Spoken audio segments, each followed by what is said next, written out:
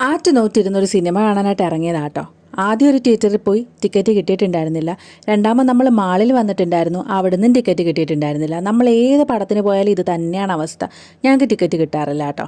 പിന്നെ നമ്മൾ അവിടുത്തെ ടൈമും കാര്യങ്ങളൊക്കെ നോക്കിയിട്ടുണ്ടായിരുന്നു. പിന്നെ ഇവിടം വരെ വന്നതല്ലേ എന്ന് വിചാരിച്ചിട്ട് ചുമ്മാ അവിടേക്കൊക്കെ ഇറങ്ങി. അപ്പോൾ സർവ്വമായ സിനിമ കാണാനാട്ടോ നമ്മൾ ഇറങ്ങിയിട്ടുണ്ടായിരുന്നത്. ഫുള്ള് നല്ല തിരക്കായിരുന്നു സിനിമ കാണാനായിട്ട്. നമ്മൾ സാറ്റർഡേ ആണ് പോയിട്ടുണ്ടായിരുന്നത്.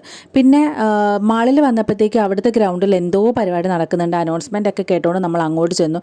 അവിടെ ഇപ്പോൾ ബോഡി ബിൽഡിങ്ങിൻ്റെ എന്തോ പരിപാടിയൊക്കെ ആയിട്ടാണ് നടക്കുന്നത്. സംഭവം വലിയ ഇൻട്രസ്റ്റ് ഇല്ലാത്ത മേഖലയാണ്. എന്നാലും ഞങ്ങൾ കുറേ നേരം അവിടെ എല്ലാവരും കൂടി ഇരുന്ന് കണ്ടുകൊണ്ടിരുന്നായിരുന്നു.